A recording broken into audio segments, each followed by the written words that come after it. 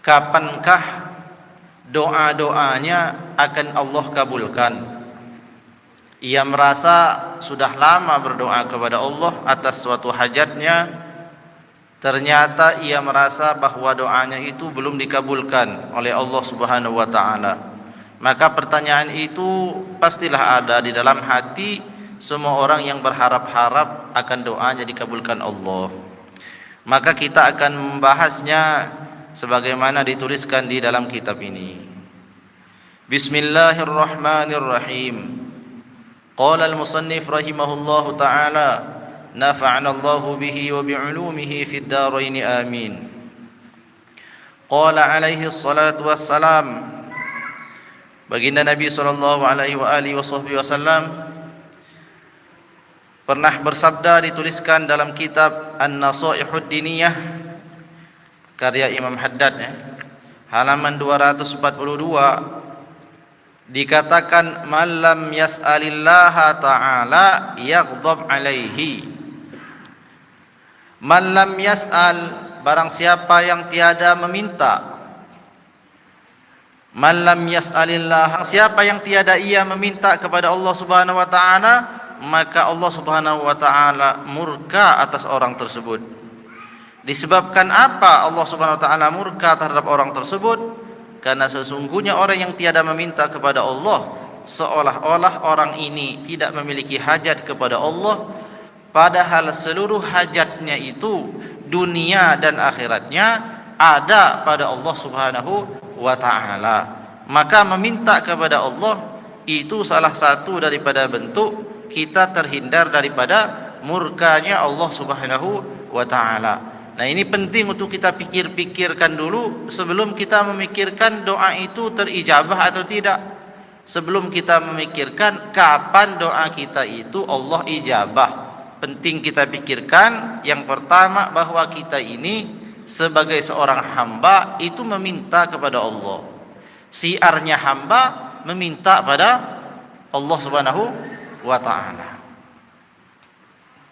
Qala al-Habib Ahmad bin Hasan al-Attas, man la yatlub syai'a la yu'tahu wa la tuqda hajatun lisakiti farfa'u hajatikum ilallahi.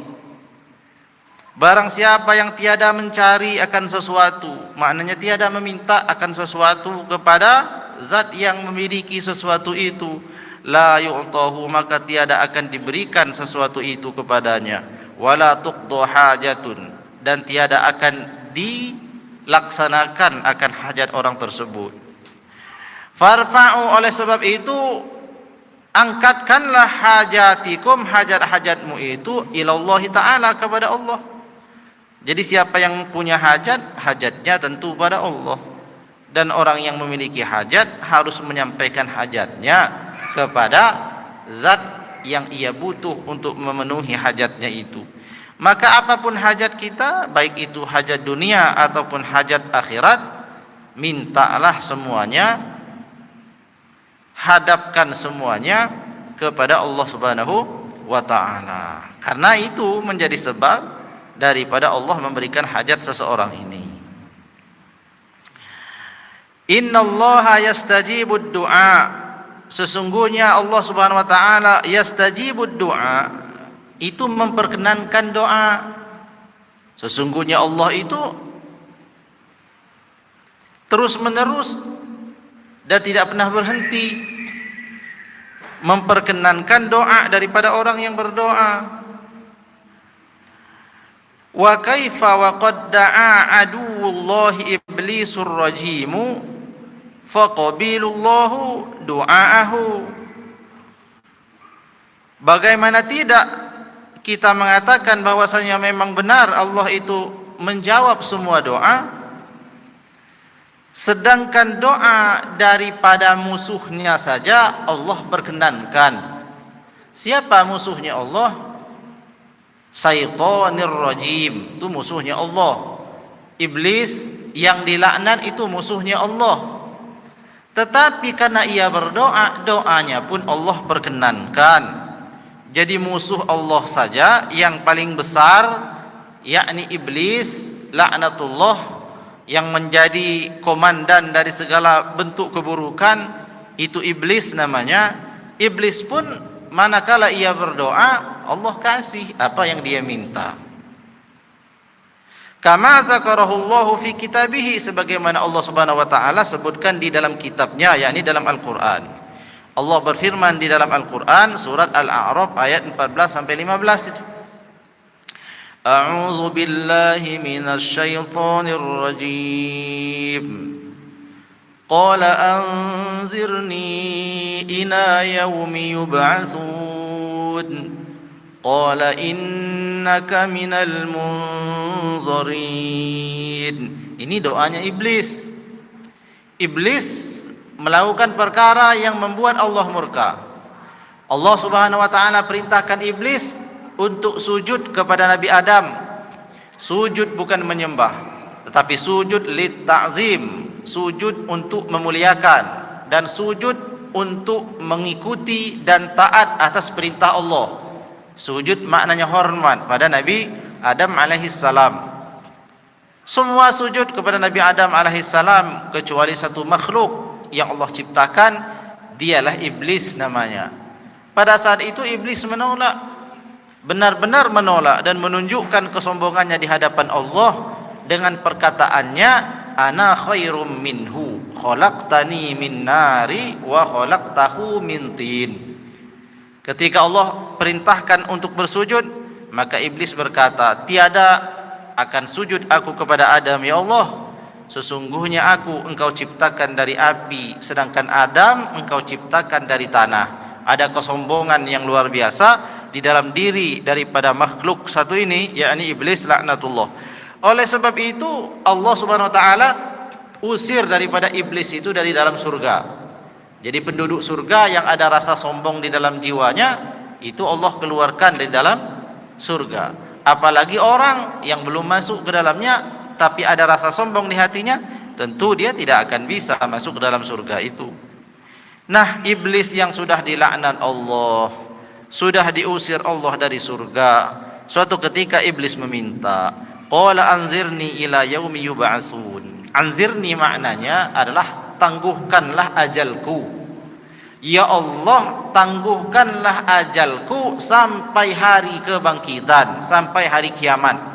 Iblis minta pada Allah dipanjangkan umur sepanjang zaman. Selama manusia masih ada dan selama bumi masih ada, iblis minta supaya tidak dimatikan dulu. Itu permintaan iblis. Innaka minal munzirin. Allah jawab, qala innaka minal munzirin.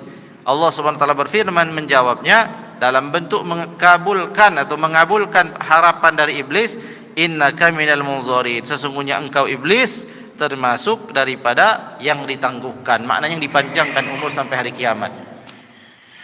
Jadi nanti iblis itu baru akan mati sampai hari kebangkitan. Sebelum hari kiamat enggak akan pernah mati, namanya iblis laknatullah itu. Sehingga keburukan dan kebenaran, kebatilan dan kemungkaran itu tiada akan pernah habis, senantiasa berlawan-lawanan selama masih belum datang hari kiamat. Jadi kalau kita ini bermimpi, sebab kita ini punya keinginan untuk berdakwah itu sukses dakwahnya, mengajak orang sebanyak-banyaknya untuk taat pada Allah, mimpi bagi orang yang berharap semua akan ikut.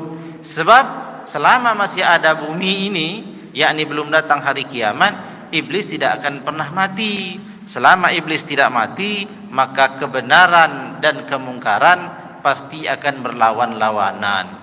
Oleh sebab itu dalam berdakwah itu kita ini tugasnya hanya menyampaikan, mengajak menyampaikan. Adapun petunjuk dan hidayah itu merupakan hak prerogatif dari Allah Subhanahu wa taala. Jadi ketika Rasulullah SAW merasa sedih ketika belum tampak keimanan pada pamannya yang bernama Abu Thalib, Nabi ajak pamannya Abu Thalib itu di akhir hayatnya untuk mengucapkan kalimat syahadat, asyhadu an la ilaha illallah wa asyhadu anna muhammadar rasulullah. Wahai pamanku, ucapkan kalimat ini, maka akulah yang menjaminmu. Jasa-jasamu begitu besar kepadaku. Ketika berjasa besar pada Nabi, tentu itu juga berjasa besar pada agama. Ucapkan kalimat ini. Tetapi Nabi tidak tampak melihat kenyataan yang jelas akan ketauhidan atau pengakuan daripada Abu Thalib pamannya itu untuk mengakui Islam sebagai agamanya. Oleh sebab itu Nabi merasa luar biasa sedihnya orang yang benar-benar menjadi pelindungnya tidak dapat hidayah dari Allah Subhanahu wa taala. Oleh sebab itu Allah Subhanahu wa taala turunkan ayat menjelaskan tentang perkara itu. Innaka la tahdi man ahbabta walakinnallaha yahdi man yasha. Wahai Muhammad, bukanlah engkau yang memberi petunjuk ke dalam hati orang-orang yang engkau cintai, ke dalam hati orang-orang yang ingin agar dia taat pada Allah. Bukan, tetapi Allah lah yang memberikan petunjuk itu ke dalam hati orang-orang yang dikehendaki Allah. Jadi berdakwah ya berdakwah saja, mengajak kepada Allah Subhanahu wa taala dalam keadaan yang baik, tiada memaksa, sebab hidayah datang dari Allah Subhanahu wa taala. Adapun tugas kita hanya mengajak saja. Nah, ini Allah tegaskan bahwa iblis saja itu doanya dikabul. Masa iya orang yang beriman enggak? Wa iza kana Allahu qad istajaba du'a aduwi al-la'ini fa kaifa la yastajibu du'a 'abidihi al-mu'minina. Maka apabila Allah Subhanahu wa taala telah memperkenankan doa daripada musuhnya yang telah terlaknat itu, maka bagaimana mungkin Allah Subhanahu wa taala tiada mengijabah doa dari hambanya yang mukmin. Nah, ini kita renung-renungi. Wa qad qala ta'ala, sungguh Allah Subhanahu wa taala telah berfirman, ud'uni astajib lakum. Ud'uni, memohonlah kamu kepadaku, astajib lakum, pasti aku akan perkenankan doamu itu kepadaku. Ini kata Allah Subhanahu wa taala. Jadi janji Allah, setiap doa itu memang dikabulkan Allah.